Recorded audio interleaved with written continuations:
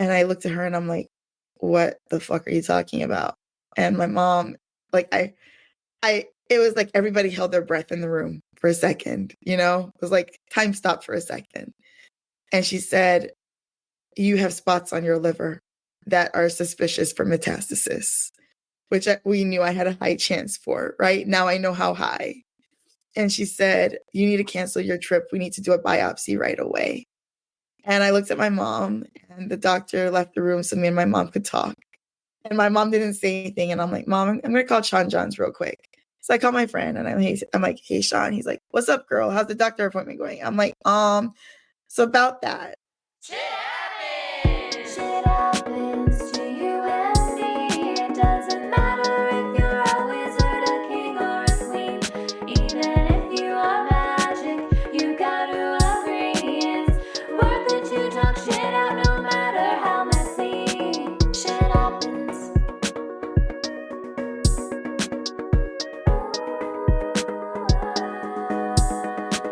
Shit happens.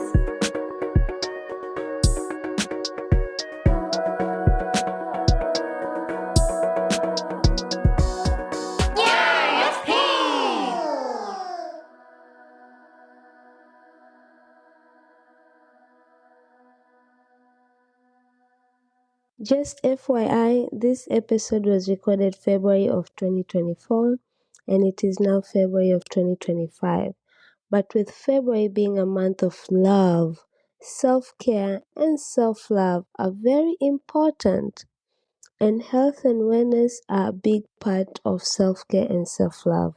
So I hope you learned something from this episode. Also, it's 1 year since we lost Lee Silverstein. We lost Lee last year on Valentine's Day, and this episode was recorded right after we lost him. So here's to 1 year in heaven, Lee. You were missed at Podfest, but your presence was felt because you were represented well on and off stage. We miss you, we love you, and here's to celebrating you always. Enjoy, everybody. Hello. Welcome back to another Shit Happens session. And oh my God, this person I'm gonna be having a very heartful conversation with is my soul sister. I love this girl to death, and I'm so proud of her and what she's achieved in the last 2 weeks. And we're gonna talk about that. So let me go ahead and bring on Shannon to the stage. Hey, Paula. darling. Welcome to Talk Shit with P. You know, I love talking shit.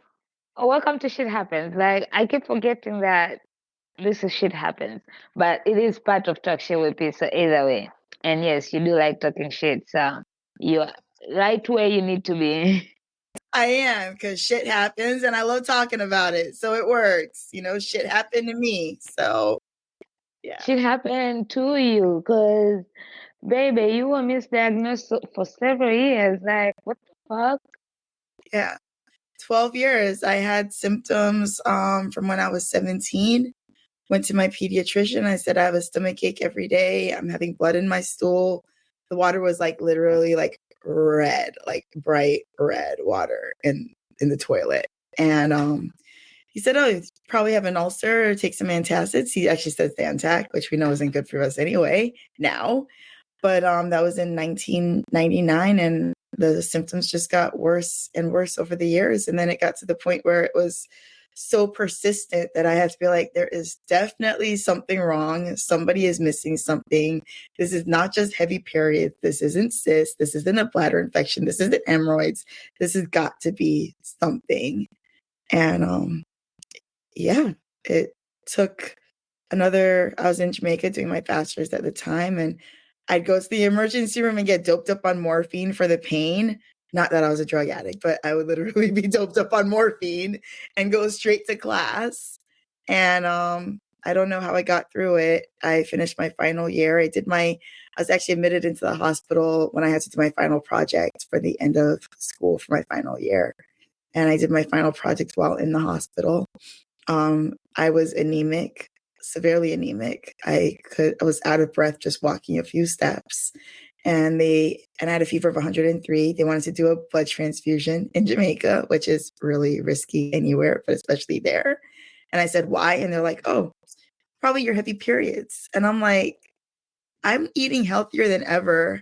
How could my heavy periods cause me to be this anemic where you want to do a blood transfusion, which is supposed to be a life-saving measure? And they couldn't answer me. And I said, if I'm anemic and I have a fever, then that tells me that I have an infection. And they were like, oh, you probably just picked up a bug in the hospital. So I got out of the hospital. My mom came to help me pin up my work. And, for the presentation, I didn't stay for the presentation. So my work just had to speak for itself. And I was like, I pray I pass so I can graduate. And I flew up to Miami for what was a 20-something opinion by then. I'd seen so many doctors in Jamaica and came up here and didn't have insurance. And there were no appointments with the public clinic until like 6 months out. And no doctor would see me without insurance. And one day I just felt like I felt my energy leaving my body. I can't really explain what I felt. It wasn't pain. I had pain before, like really bad pain where I felt like an alien was trying to rip its way out of me. This wasn't that. It wasn't pain. It was like I literally just felt like I was fading, yeah. And I went to my mom and I said, Mom, I'm either going to have really high medical bills, which is what I was trying to avoid, or you're going to be paying for my funeral. And we went to the emergency room. That was Wednesday, June 17th. And they did an ultrasound, said I had cysts, and sent me home, didn't admit me. And then 2 days later, my mom came home from work and my stomach was distended, not even bloated. It was like, she said I looked like a dead frog. You know how dead frogs, their stomach. Yeah. She said like my stomach was like out there, just bloated and hard, and my skin was turning orange. And I was in such bad pain at this time that my eyes were just weeping and I couldn't even cry. I couldn't sob. My jaws were locked with the pain. And she said, we're going back to the emergency room. And she said, I don't care if they call the police on me. We are going to stay there until we get answers. And I went to that same hospital, a very small hospital here in Miami. That's part of the public health system. They did an ultrasound again. I'd had like 20 ultrasounds done in the past like 2 years. Saw no cysts. And so they said, let's do a CT. And when they did the CT, I had an abscess in my abdomen about this big and had 100 cc's of fluid in it, which is almost like a water bottle. And I had E. coli and 5 other bacteria in my bloodstream. I was in sepsis and my body was shutting down. Ended up in ICU, had to finally get the blood transfusion. I didn't have a choice. At that point, it was a life-saving measure. And I had 6 doctors on my case and they were like, well, we want to do surgery. And I'm like, okay. And they're like, but we can't do surgery. And I'm like, if you have 6 doctors who want to do surgery, why can't you do surgery? And they're like, well, the surgeon doesn't want to do surgery. And I'm like, why doesn't the surgeon want to do surgery? Because surgeon makes money when you do surgery. So they said, the surgeon saw my chart, saw that I was a single 29-year-old female with no children. And he did not want me to end up with an ostomy. The surgery was very risky because of the fact that I had been in sepsis and I could bleed out on the table. So he decided that the best way looking out for me would be to treat the infection, get the inflammation down, and then do a colonoscopy, which is far less invasive, far less risky. But that infection kept on coming back every month over 4 months. And finally, the 4th time, he was just like, we can't get you to the colonoscopy. You keep getting this infection. This is life-threatening. We need to figure out what's going on. At this point, they were finally looking in the right area. They were saying it was probably diverticulitis, Crohn's, colitis. They were even looking to see if I had some kind of parasite. They were looking at everything under the sun. It was like an episode of House, how they were trying to like solve the problem. I really felt like I was in an episode of different doctors can one person have on their case right At that point, you're like, can I have Dr. House? Well, my doctors all of my doctors were like having a doctor house. They were so amazing. And they were funny, and they really cared about me, and they were invested, and they really wanted to save my life and find out what the problem was. So I was really blessed at that point I finally had doctors who not only listened, but wanted to figure out what the F was going on when nobody could figure it out.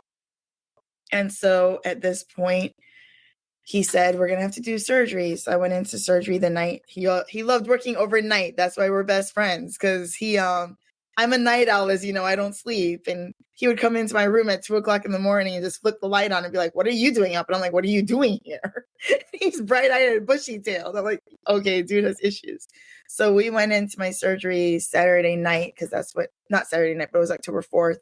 That's when he does his best work. And what was supposed to be a 45-minute exploratory surgery ended up being over 10 hours of a life-saving surgery where he cut me open. Under for 10 hours? I was under for at least 10 hours. Yeah.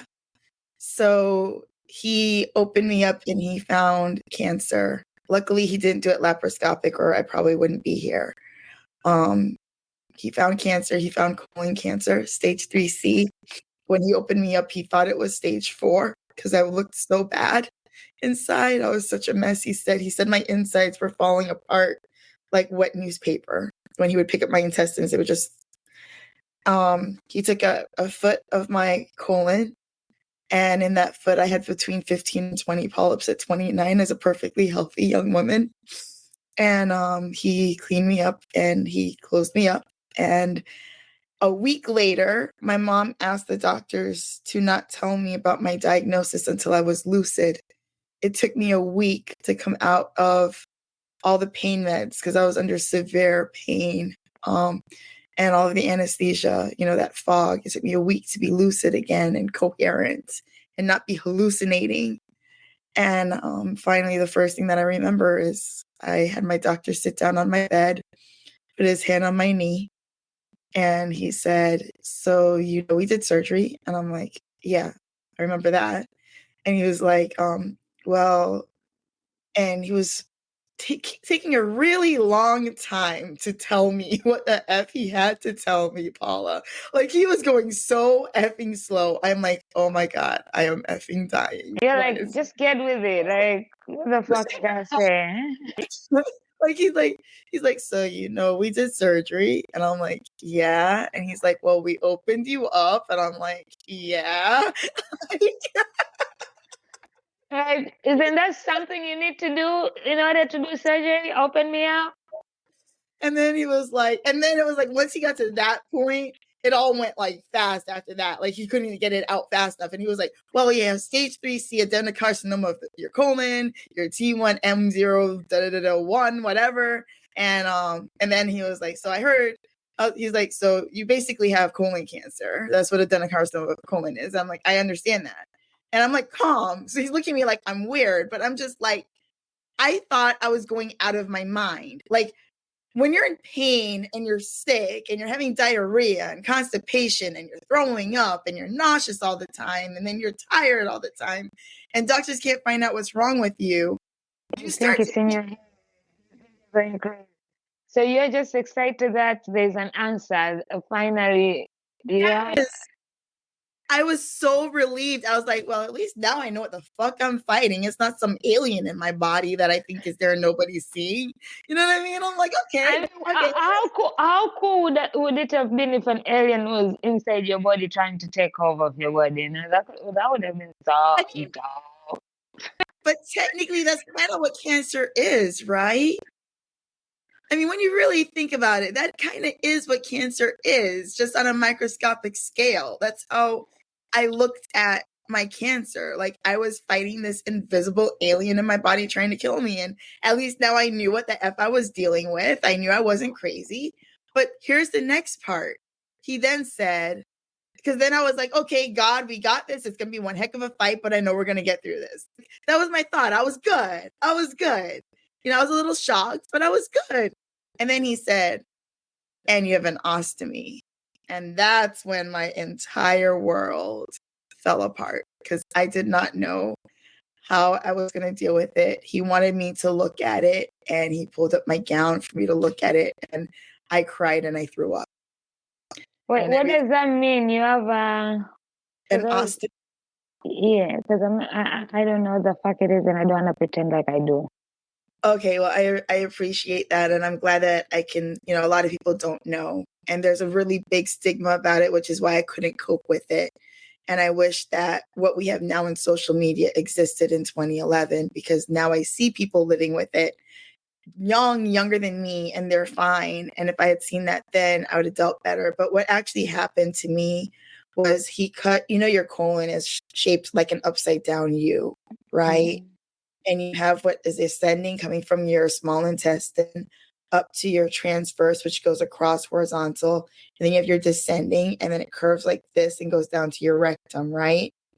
So what happened to me was my cancer was actually in my descending colon, pretty close to my rectum. And if it was a rectal cancer diagnosis, my prognosis would have been a lot worse. So I'm blessed in that. So what he did was he actually removed my entire descending colon. And because of the fact that he didn't know if my margins were clear, and also the fact because I was so inflamed, he couldn't reattach me. He had to give me time for my colon to heal.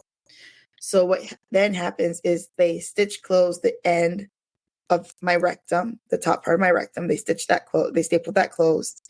And then that part of my colon that's coming, across, they pull that out through my abdomen. And so when they pull that out through my abdomen, they slit a split. And so you literally have a little ending. It looks like your tongue. It literally looks like your tongue. It's called a colostomy. There's also an ileostomy, but that's where you poop through. So you stick a bag onto your stomach and you poop into that bag. So from your reaction, you can imagine how hard that was for me. So you would have a poop bag. I had a poop bag. Yes. Attached to you. I had a bag of shit. Yes, I had a bag of shit. And I actually, to help me, you're gonna love this part. I told you I love talking shit. You're gonna love this part.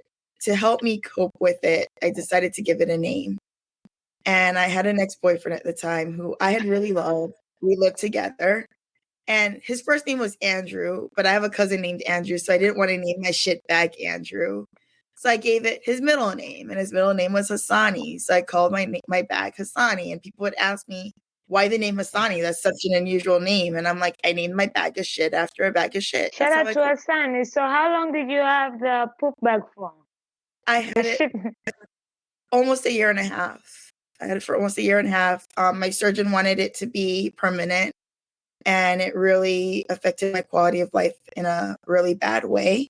And it made me not able to enjoy my life. It controlled every aspect of my life, from when I ate, when I showered. I had actually had a blowout. We call it a blowout when it blows up and like explodes with poop. I had a blowout in my sleep in my mom's friend's bed in New York on a road trip. I also had a blowout at a campaign rally for President Obama. I was literally 6 feet away from him. I was right next to the stage because I was a volunteer on his campaign, and I had you a blowout. You shitted on Obama? Well, almost. I shit myself in front of Obama. He just didn't know. Yeah. So I had to run out and leave. I had shit on my shirt, and I had to cover it up with some materials, some campaign materials, and leave and go. So out of curiosity, did your shit stink like when it blew up? Like, how was the smell? It smells really, really bad when the bag leaks. It is awful. It is awful. And it is the hardest part of having an ostomy when that happens. Yeah. I mean, it's funny after it happens, but while you're going through it, I'm pretty sure it took you also a long time before you actually started laughing at that shit. Like, yo, damn, I actually really did have a poop bag, like, you know? I didn't laugh at it until I didn't have it anymore. So, out of curiosity, because I know that can definitely affect your mental health. I mean, you know, you're a pretty woman, and at 29, that's like the era time. Like, you know, you're about to be 30, you're in that. So to have that, how was your mental health? How did it affect it? How did you get through it mentally? I honestly struggled. My mom, thank God for my mom. She was my primary caregiver. And to be honest, we love each other, but we have a lot of where sometimes you can't have two bulls in the same pen, right? We're both very stubborn. We're very strong-headed. The things I love about my mom that also annoy me to heck, I have all those qualities, and same for her. So, we love each other, but we knock heads hard-headed all the time, even now. But we love each other. I love my mom to death. I would do anything for her, and she has shown me that she would do anything for me. And cancer actually healed our relationship, as weird as it is. But I couldn't deal with the bag a lot of times. And so sometimes I would just walk up to her, or I would call her and I'd be like, Mom. And she would just know what that meant. She knew it was time for a bag change. And she would come and she would do it for me because just didn't want to deal with it. Sometimes I dealt with it. It's so weird, Paula, because sometimes I deal with it like a champ. Like one time I went to a doctor's appointment and it was full because, you can't control it. It's not like your anus where you can hold your poop. When you have an ostomy, it just comes out naturally. So you eat, it goes through, you poop. So when I would go out with friends, I wouldn't eat because I didn't want to have my bag show or have to change it. It was rough. And, real shit, it was rough. Shit was rough. And I remember she was amazed because here it is, I'm crying every night over having this shit and this bag of shit and going through this shit. And I told you I say shit a lot. And one day we go to a doctor's appointment and I had breakfast on the way and my bag had filled up and I needed to change it because it was showing.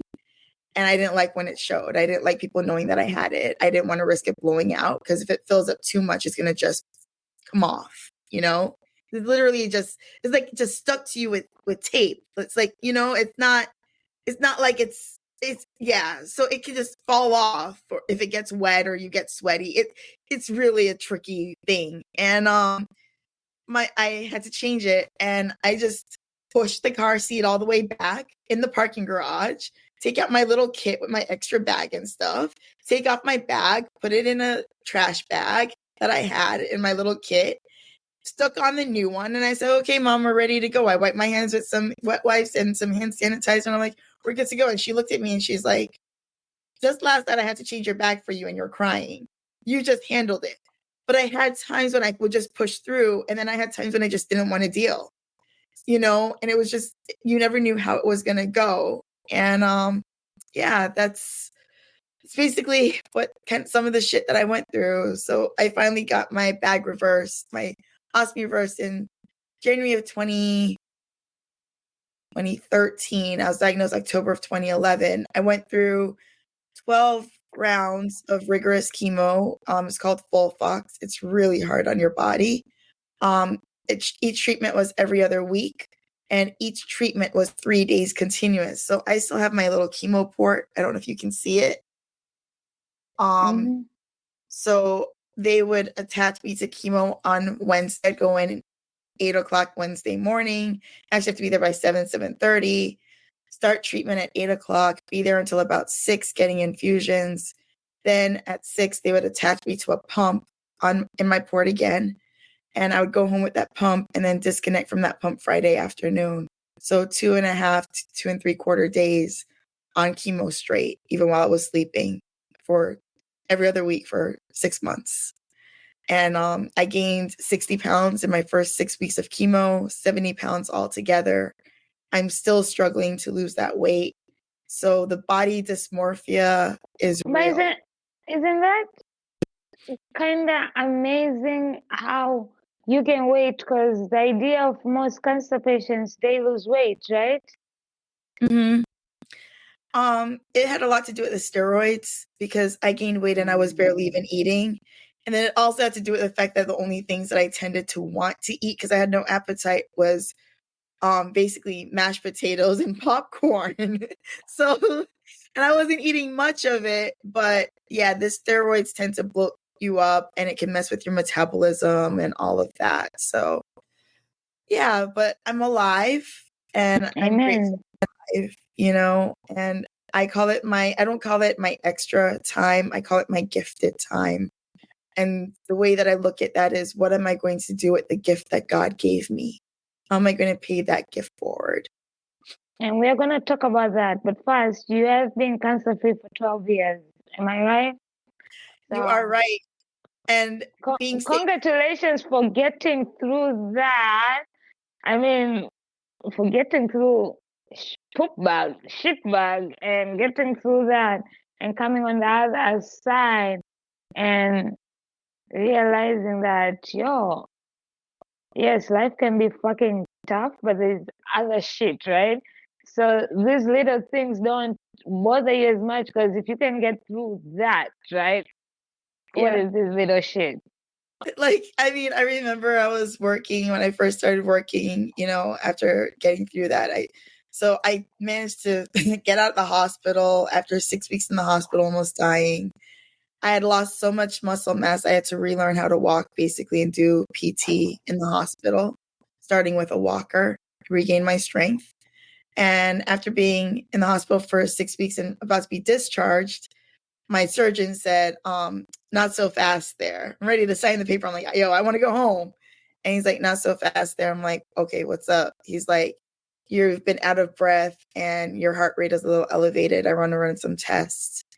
And he kept me for another 3 days, ran tests, every test under the sun, chest x-ray, chest ultrasound, CT, all of it, heart monitor, stress test. And turned out I had a pulmonary embolism.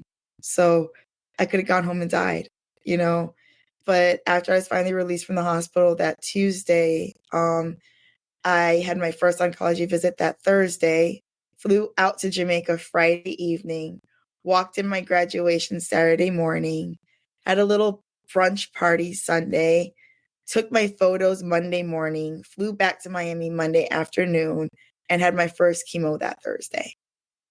Damn, girl. First of all, congrats for graduating, because I remember you were kind of not sure, like, if you even be able to graduate since you didn't present your project. You let the project present itself for you.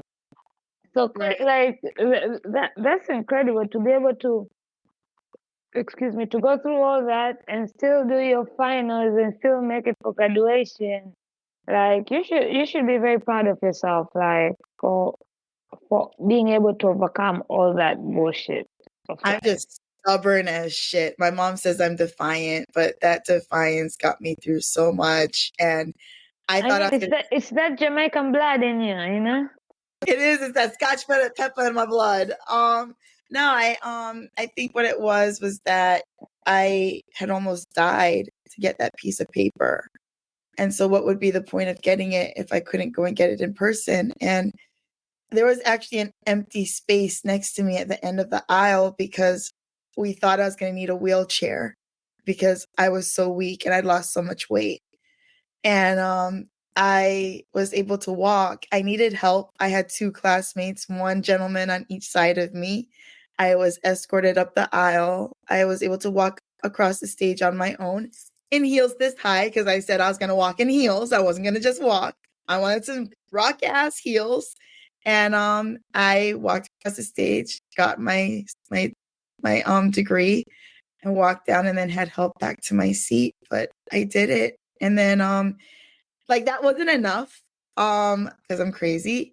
When I did my ostomy reversal, I got out of the hospital, and 2 days later, with 60 staples still in my abdomen, I applied for my master's degree for architecture at Florida International University. I worked on my portfolio and my application while in the hospital after my surgery, finished it up and went and dropped it off the final day on that Friday. And I got in to do my master's, and then crazy again.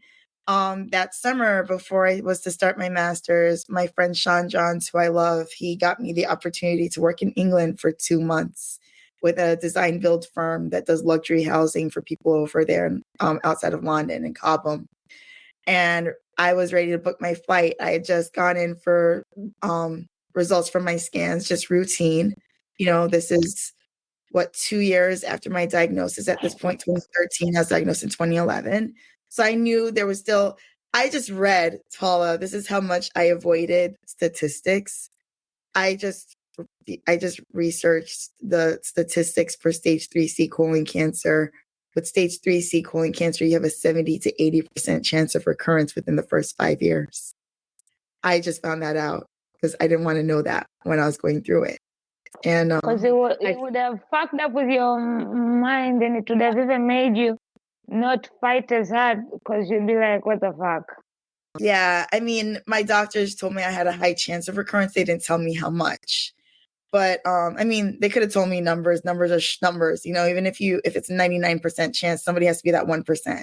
So I don't really pay statistics any mind anyway, which is important to know, right? Like if somebody says you have a 50-50 chance of living or dying, which is basically what I had, it's still pretty good chances. Somebody has to be in that 50 and somebody has to be in the other 50. And I've seen that, right? And numbers don't tell you what side of the numbers you're going to be on. They're just numbers. They're averages. So I applied for my master's. I'm there. I want to go to England to work. I'm waiting for the medical clearance from my doctor, expecting that my scans are going to be clear. They'd always been clear. I did them every 3 months. They were always clear for 2 years. And she said to me, I'm ready to book the ticket. I literally found an $800 round trip flight, which you know is nothing. And she came in and she said, I'm sorry, you have to put your trip on hold. And I looked at her and I'm like, what the fuck are you talking about? And my mom, like, it was like everybody held their breath in the room for a second, you know? It was like time stopped for a second. And she said, you have spots on your liver that are suspicious for metastasis, which we knew I had a high chance for, right? Now I know how high. And she said, you need to cancel your trip. We need to do a biopsy right away. And I looked at my mom and the doctor left the room so me and my mom could talk. And my mom didn't say anything. And I'm like, Mom, I'm going to call Sean Johns real quick. So I call my friend and I'm like, hey, Sean. He's like, what's up, girl? How's the doctor appointment going? I'm like, so about that, you're my friend. And so I want to know your input because I'm staying with you. And so if anything happens to me, you're going to be the one who's going to have to handle whatever's going on. And he was like, okay. And I'm like, they saw spots on my liver. They think it might be cancer. I still want to come, but I want your opinion. And you know what he said to me? This is why I love him and we're still friends. He said, girl, still come. Whatever you have is not going to kill you in 6 to 8 weeks. And my mom thought I was crazy. And, you know, my doctor thought I was crazy. But here's my way of thinking. I would have done the same shit. I would have been like, listen, this is a once in a lifetime opportunity. If I die over there, at least I got to experience it and I'm dying in London. If I come if I'm not meant to die, I'll be back and we'll get into it. If I was been diagnosed for how many years and I still fucking made through the shit, I think I can survive 6 to 8 weeks. Exactly. So I looked at my mom and I said, Mom, I looked at my doctor and I said, Dr. Dewar, let me tell you something. Like my career and my dreams are the two things that cancer has not killed. And I refuse to let cancer take from me. Right. And I said, if I don't go to London and I find out I have cancer, I'm going to be pissed. If I don't go to London and I find out I don't have cancer, I'm going to be even more pissed.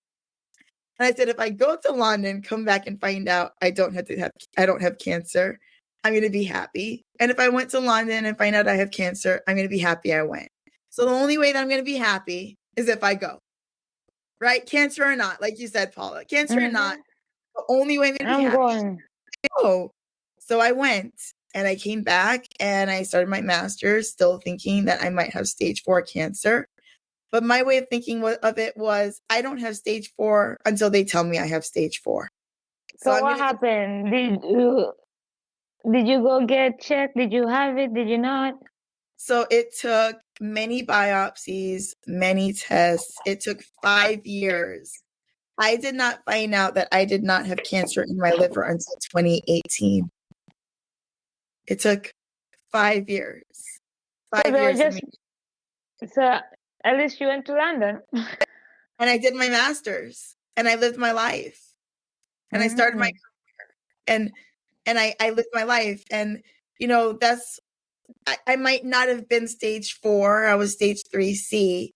But I understand people who have stage 4 just living their life because we don't have a choice. When you have cancer, no matter what stage, your life doesn't stop. Your life is on pause in a lot of ways, but you still have to find ways to enjoy it. You still have to find ways to do things you'd never have done before.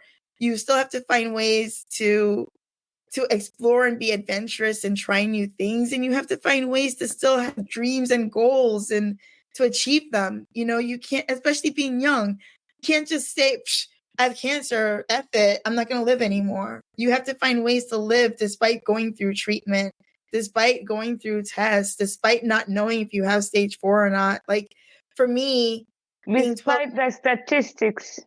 right. Like for me, I no longer have a high chance of recurrence, right? Because I'm 12 years out. So my original cancer coming back, that's a very low chance of that. However, I still have a high chance of having a new primary cancer in my colon because I do a colonoscopy every year because it's preventative. And I push everyone to do a colonoscopy. Please, I know, and well, we have to have this conversation another time, probably during March for awareness. But our population, our community, we are not getting colonoscopies because of the stigma. We're afraid to talk about shit. We're scared to talk about rectums, about anuses, about colons, about all of that. We don't want to have a camera stuck up our butt, especially Black men. But we Black men and Black women are the ones dying from this the most, and we're not getting screened for it, and it's preventative. Like, just do a fucking colonoscopy and just save your own life. You know what I mean? If you need to do a colonoscopy. And if you have any symptoms or family history, you need to do it earlier, no matter your age. I was 17 when I had symptoms. Probably if that doctor had done a colonoscopy then, it probably would have been either a really large polyp or stage 0 or stage 1. I wouldn't have had to go through all the shit I went through. I don't wish that shit on my worst enemy. So just do it, you know, and I do a colonoscopy every year. I am so badass because I've done at least 12 colonoscopies now, Paula. I did my last colonoscopy prep on a plane. So the preps are not that bad. And I was not in the bathroom the entire time. I went to the bathroom one time while on the plane. So there's no excuse. And they can reach out to me if they have any questions or anything. You know, that's why I'm here. That's why I'm doing what I'm doing, because the only people who can save our people is our people, you know? And Yeah, go ahead. And speaking of that, before the time goes out, because if you all know, Shannon can talk, and she's used to doing her lives for 3 hours, but I'm trying to keep mine under 1 hour, because God forbid she takes me past 1 hour, because she can. Now, I've said a lot. I've said a lot in a half hour. I think we've gotten really. I know. I'm so proud of you. Like I think I'm training you right now for your next one, so you can do better. But I'm better as a guest than a host. which is some real shit, you know. There's difference between being a host and being a guest, you know. Yeah. So as of last Friday, you're 2 weeks in. You launched your new baby, and what a beautiful launch that was. And I think what I like, what gravitated me to you when I met you last year, and what has gravitated us throughout this is both of us in our podcast. We wanted to well, my podcast and your live stream, we wanted to create a place, a safe space for people to talk about their shit. Yeah. We might have faced it differently, but it kind of means the same, you know. And we have done that by launching your live stream last week, Blue Coach Chat. So let the people know a little bit about that, and share a little bit about your launch, because that was a special launch, and I know we might cry a bit, but Let's see if I can get through this. When I was diagnosed, social media was not really existent. You would see blogs, you would see little, threads. You might have chat rooms, AOL, MSN Messenger, things like that. it wasn't this. It was high five. Remember high five? Oh my God. Yes. But it wasn't this, right? It wasn't what we have now. And so when I was diagnosed as a 29-year-old who loved computers and was always on the internet, I couldn't find anybody like me. So I happened to find one young lady. She was my guest last night for my second episode, Grace. I came across her blog, and her blog changed me because it was like, she was diagnosed at 37. I was 29. She was a few years out, and she shared her entire journey. And so I finally was like, okay, now I kind of know what to expect, and I know I'm not alone. Then 2 years after my diagnosis, I went to a conference for colon cancer. It happened to be in Miami. That's where I met Grace in person. It was just a weird fluke that we met again at a table, and I recognized her. And then I met this wonderful gentleman, Lee Silverstein. And Lee, the first time I met him, Paula, you know, you only need to meet Lee once for him to impact your life forever. I met him once that time. I met him again and again and again, and we became friends. Lee told me that I needed to know that I had a voice and I had a story that I needed to share. I didn't understand what he meant then, but over the years it became, Shannon, you should have a podcast.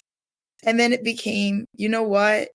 I need to do a YouTube because we need to be seen. You can't represent through your voice.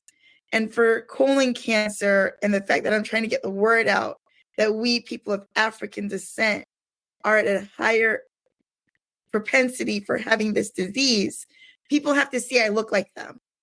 I also feel that people have to feel me and know me and see me crying and see me emotional and see me smiling and see me laughing and get to know me, right? Because I'm pretty authentic. Like Paula, you and I are the same because we're just real. Like what you see on camera is what you see in person. You know what I'm saying? It's no different. So, you know, I just said, I want to be authentic. I want to just be me. And that's who I became on social media. And then Lee has always been encouraging me for 8 years to get into this platform. And finally, you know, he's always telling me about Podfest and I never went. He's always touting Podfest and his Podfest bam. Never went to Podfest. And I live 3 hours away. But last year, Lee got me a scholarship for a free ticket. And he said, you have a free ticket. Now, what is your excuse? I expect to see you because I will be there and I'm having a recurrence. And so I went not only because he gave me a free ticket, but because he was going to be there. I really went more to see Lee than anything. I didn't know what to expect for Podfest. And I've actually had the Blue Couch Chat channel. I think I reserved it in 2021, Paula. Never did anything with it, really. And I just kept on planning how I want my set. I want it to look like a talk show. I want it to be special, all of this. And you were delaying yourself with all this perfectionist shit. I was all this fucking perfectionist shit. And I decided that when I saw Lee, I found out Lee was in hospice in January, and I'm like, I really need to make this shit happen. And then I saw him at Podfest, and I made the promise to him because years ago I said, when I do this shit, I want you to be my first guest because you're the whole reason why the shit happened, right? The good shit happened. So he was supposed to be my first guest. And when I saw him in Orlando, and I realized, girl, you can't put this off anymore, or you won't be able to ever have Lee see what he's made happen. You won't be able to have Lee as your guest. You won't be able to tell Lee how he's influenced you. You know, because of Lee, I went to Podfest. I met my friend Tim. I ended up being now a co-host on Tim's show on Wednesdays. That let me wet my feet and feel like this is my happy place. I enjoy this, although I get anxious about it because I'm shy somewhat inside. I don't know about that, y'all. I haven't seen that shy part, so. You say I'm talking bullshit here. I'm bullshitting here.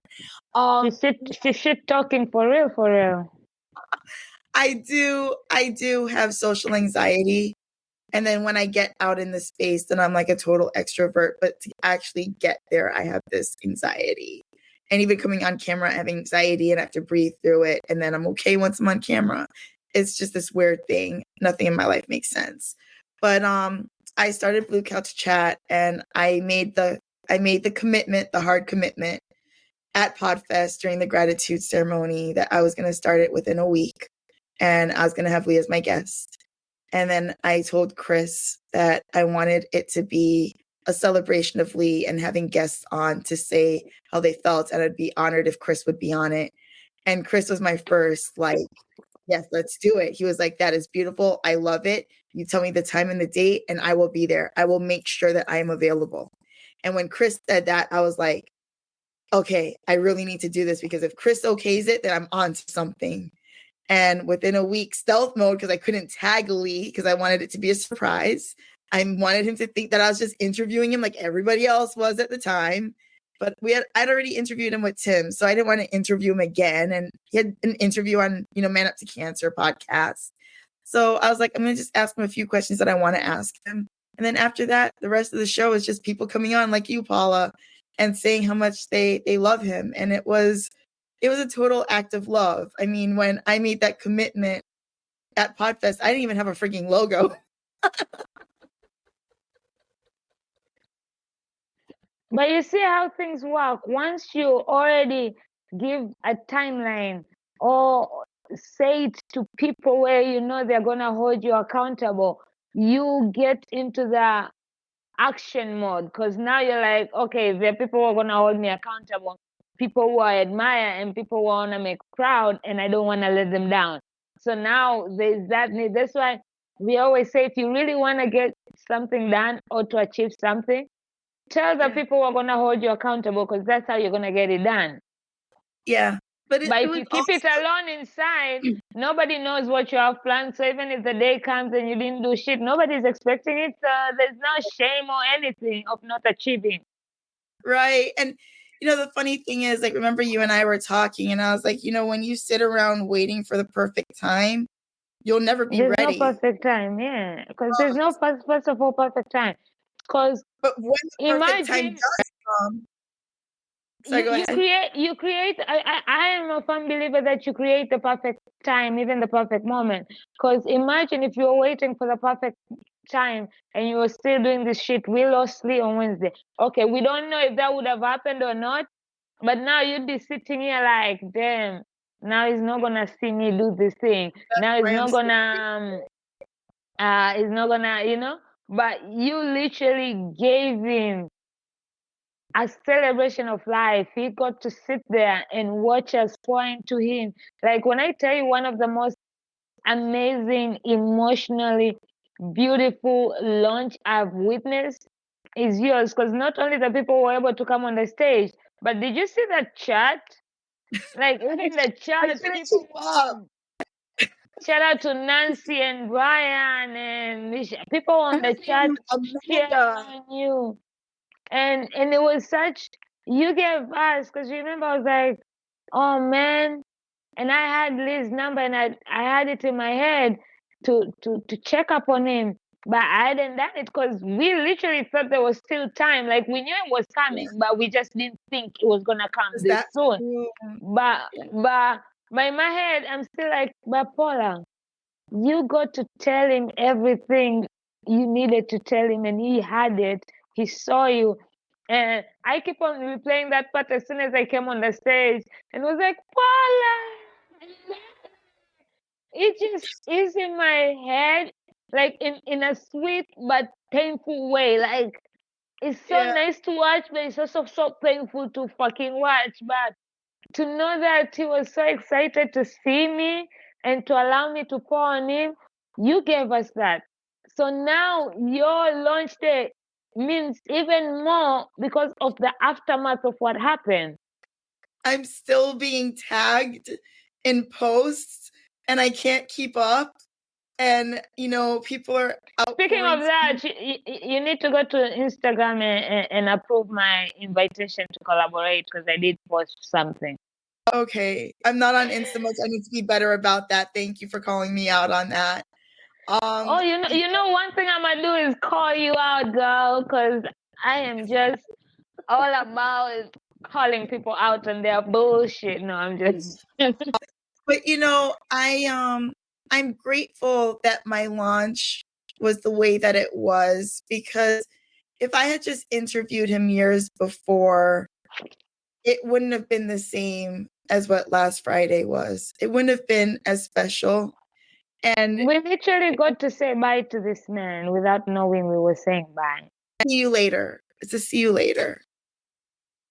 It's a see you later. We're gonna see him later. We're gonna be greeted by his smile. He promised me.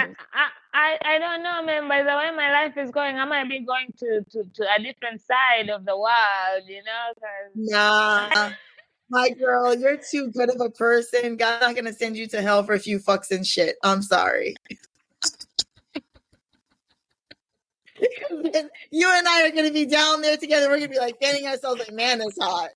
my ex yesterday just told me I was going to hell, so I'm like, okay, guess I'm going to hell then. Well, you know what? I'm glad he's your effing ex, because anybody who's going to tell you that is damn wrong, because you have one of the biggest hearts in such a small body I've ever seen. And you have so much energy, and you're like, I never knew that you were so, like, I always forget how tiny you are. And then you hug me and I'm like, wait, I'm tiny. And she's like in my boobs. And I'm like, what? Larry calls me the Tasmanian devil. You're like the Tasmanian devil. So much energy in this tiny ass body of yours. I'm like, so you know what Jamaicans say? I just don't. But here's the thing.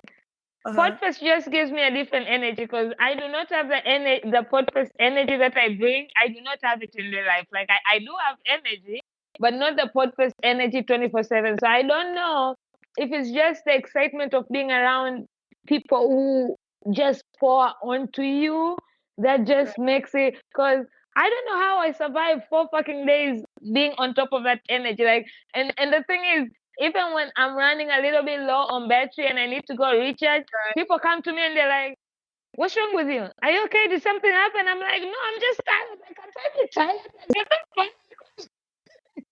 You know, it's funny, Paula, because like I'm the same way, where I'm this huge extrovert when I'm at Podfest. Once I get there, I had that social anxiety before. But like in real life, I'm just like this cool, chill, just girl, just chilling. Like I don't even like to go out. I stay at home and I watch Me Netflix. too. I don't like people that much, even though I'm extrovert. But I like creative people. I like podcast people. But in my real life, I don't like people that much, even though I used to be the outdoorsy, always out, always wanting people around. But since COVID and since planning to be by myself and work on myself and creating this business, I don't like people anymore like that. I'm like, please leave me alone. People Respectfully. Yeah, people suck for the most part. I mean, you saw my air flight back from Nashville. You know, people suck. Yes, and that's why I only entertain podcast people. Like literally, my phone lately, the people I talk to are mostly people from podcast, especially you and Amanda. You, Amanda, and Nancy, I need to start charging you therapy money, because y'all be blowing up my phone every hour, every fucking time. Me and Russo? You, Russo, and Nancy.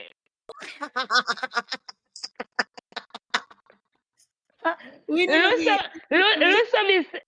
be sending voicemails 2 other day, but it's funny, right? I'm so used to getting like 5, 6, and there'll be 2 minutes, 3 minutes, 4 minutes voicemail.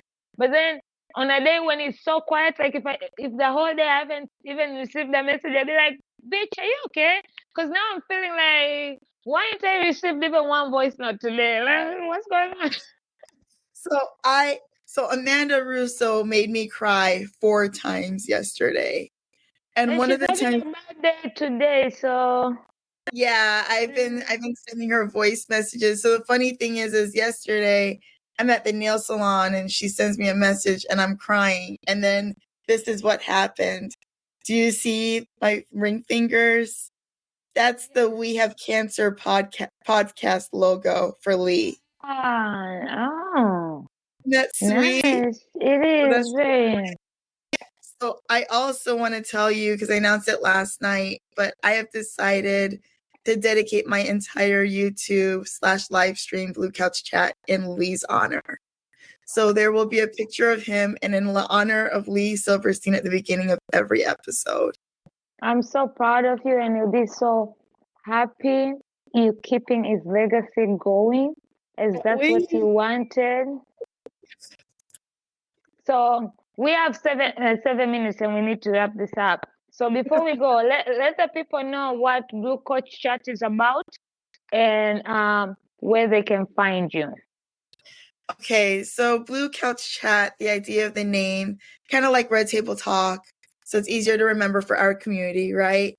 But blue is my favorite color. It's also the color. But sorry, just to be that girl, Red Table Talk has a red table and Blue Couch Chat. I need you. I need to see a Blue Couch, okay? Because So- you're misleading me, okay? I will sue for this misleading. I have the blue couch. I had my entire set up, and then my bedroom flooded in November, and I had to move everything out of my bedroom into what's my studio. So now that became storage. So I have my couch. I've had my couch for 3 years, Paula. I've had my couch for 3 years. Okay, go ahead. I just wanted to make sure that we don't want what is it called? Misleading, brand misleading, right? No, so I have my blue couch. It's a nice blue velvet couch with blue, like gold legs, because I'm doing blue, gold, and green. Very luxurious. But blue is the color for colon cancer. It's also my favorite color. Couch is where you invite someone to feel comfortable. Also, when you're speaking to your therapist, you tend to lay on their couch for that very reason. It's a safe place. And then the chat is like what we had tonight, Paula, an unscripted, just authentic and transparent and vulnerable conversation that just goes. And that's the whole concept of Blue Couch Chat. I am at Blue Couch Chat on Facebook, Insta, X, which is still Twitter, and of course on YouTube, Blue Couch Chat. I am Shan Sam Lee on Facebook, Insta, and yeah, so you can find me. You can also search me by Shannon Lee-Sin on Facebook. I also stream as Blue Couch Chat on my personal LinkedIn as Shannon Lee-Sin and as Blue Couch Chat on LinkedIn too. So basically, if you're looking for me, you can find me. I'm easy to find. When do you stream? I stream every Friday evening at around 6 o'clock. You're supposed to say that. How else are people gonna come see your shit, girl? I need to teach you how to sell your shit properly. We were supposed to take a shot for Lee. Well, I have my Red Bull. I don't have my rum, but I do have Blue Couch Chat stuff. So see, I'm official. Thank you. You're official. I like your match. I'm proud of you. But when we were planning this, you're the one who told me we need to take a shot. So I don't know why you don't have your rum. Okay, well, we can do this. This works. It doesn't. What's the point? The whole point is. Let me go get my rum. I'm gonna go get my rum. Yes, quick. We have 3 minutes left. I have it ready. Wait. Oh my God, these people. You can't bring African Jamaica Islanders in this shit and they don't just make shit happen. Hold on, because I went to 3 different liquor stores to find a special rum from Jamaica that is pretty rare. And because, when you give a shot to Lee, it has to be something special. So this is Appleton. It's 12 years. It's a rare cask. It is freaking amazing. And I'm sorry, Bombay Sapphire. That's a baby ass shot you're doing, girl. That's not a Jamaican shot. So hold up. Because I've been drinking. Okay, I'm not trying to black out it. Okay, well, I feel like that's your first drink, so you're allowed to have that. But if you watched my live earlier, so Tuli, thank you for bringing us together. And as they say, legends never die. Your legacy will fucking live on. Forever and ever and beyond. Tuli, love you, Ponds of friendship. All right. That is some smooth shit. I love this so much. Woo! Not Bombay Sapphire. Bombay ain't smooth for shit. You need to get some of this. I'll bring you some. But we have 1 minute before we go. Leave an advice for those people scared to go get tested. The prevention is always better than the cure. And the great thing about colon cancer, it's the one cancer that is actually preventable by doing screening, which is the colonoscopy. I am going to say do the colonoscopy. That's the only way to prevent this cancer before it develops, and to actually find it and possibly cut it out if it's an early stage, or at least you're diagnosed, you catch it early, and then you can do the surgery and whatever, but hopefully they'll catch it early. But if you do your colonoscopy when you're supposed to, hopefully you should be fine. So just do it.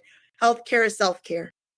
Thank you very much. Thank you, Shannon, for advocating, motivating, educating, informing, inspiring, and giving hope to people out there. For everybody who's watching, who watched on live, thank you for watching. For those who are going to tune on replay, thank you. Go out and check out Blue Coach Live. She'll be having incredible conversations, and you can learn a lot of shit. Until next time on Shit Happens.